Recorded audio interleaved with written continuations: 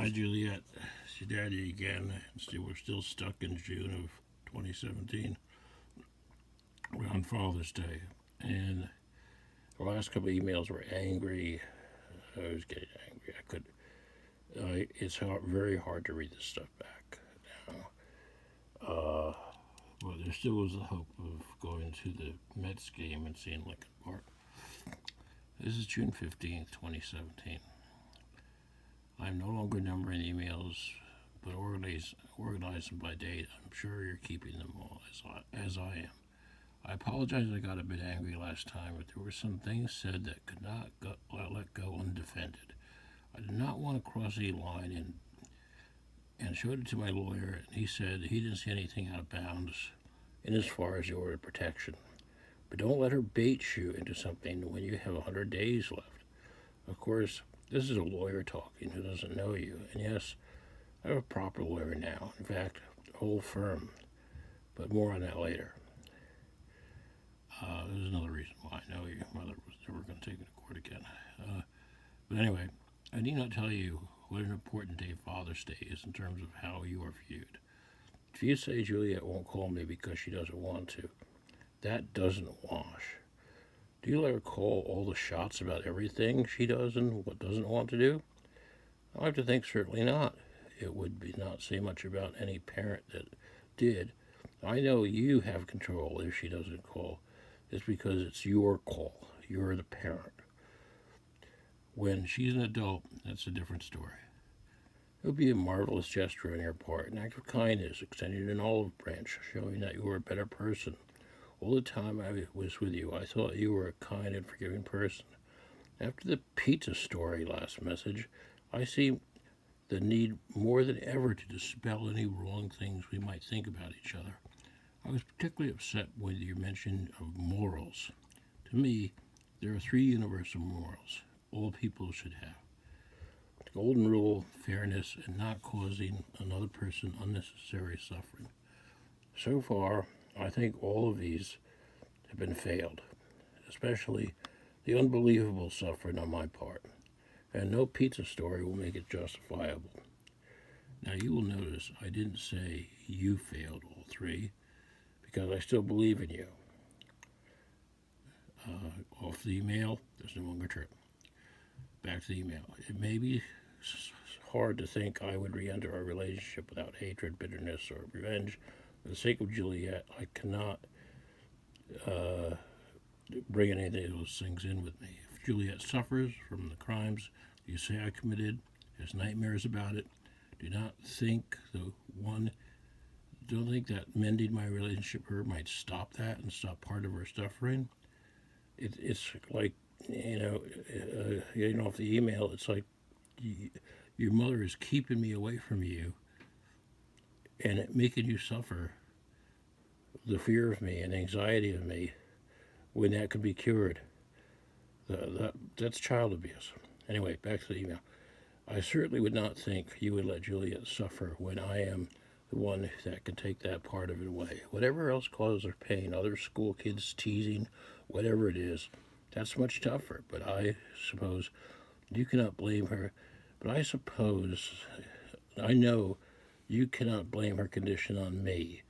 The very condition I pleaded in court for and was ignored, and that a-hole lawyer who is supposed to be looking out for Juliette's best interests yells at me, show me your research, show me your research, show it to me. He would have been disbarred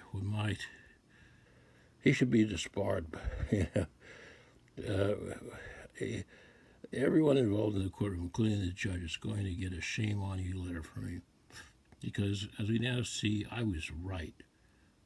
And to think my poor sweet Juliette suffered because no one would just do the simple thing I asked to get her evaluated, to think she unnecessarily suffered those 8 months, just makes me sick to my stomach.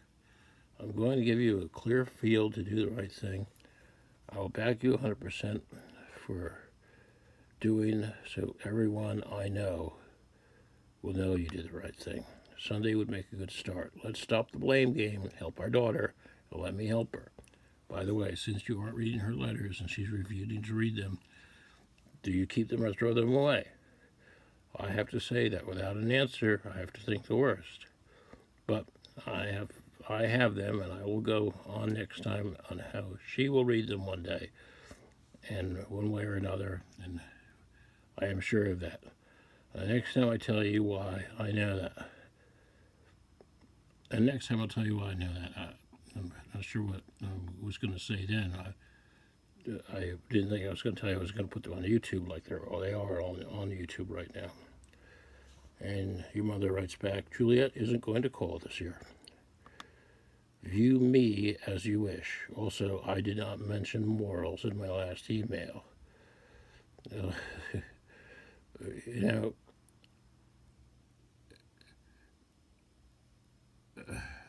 I say, you're right. These are model children, and how you were as a child, I cannot attest to. See, I do admit when I was wrong. I just associated model children with good morals.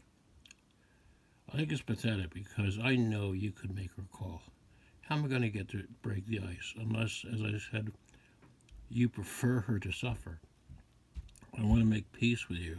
Take the high road. But how can you be so cruel? I just can't understand it.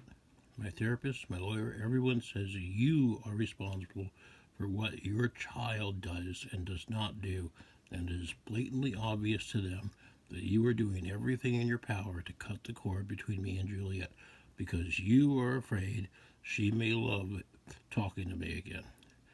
They tell me your excuses and stories are starting to sound desperate and weak. I wish you would tell me what you want in the future. You seemed at one point to be considering options like taking over a baseball game. No, I'm not sure. But I may sound a bit angry today for good reason, because I thought you might take the gesture of goodwill. Have you any idea of the pain I'm in? There's nothing absolutely to justify the punishment I received. That's why we need a conversation. I don't expect you to like me just to be civil. The least we can do is help our daughter. Or do you like taking me to court? Or I'm getting a little lost here.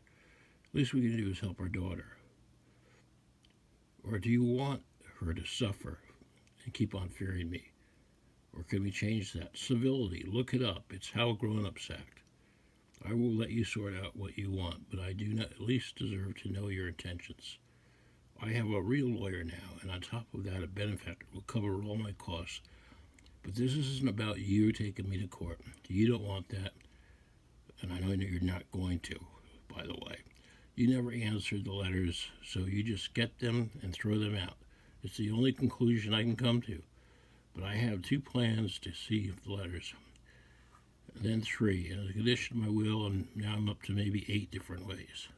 And of course, one of them are all on YouTube right now. How can you live with yourself knowing the suffering you cause another human being? Okay, I lose today. My lawyers warned me not to let you bait me into saying the wrong thing. So I let them see it before I send it to you.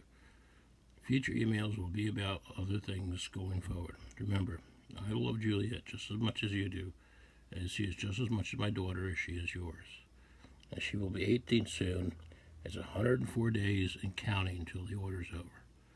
I'll respect it, but I will beg you to consider that us working together to help Juliette is better than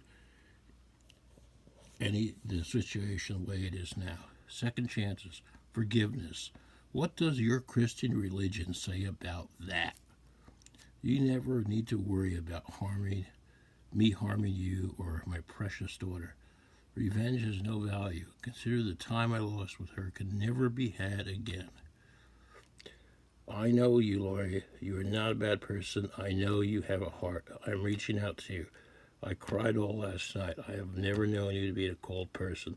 Can we drop the sword and just think about this a little bit? It will not be me who judges either of us in the end. I love my daughter so much. Hello?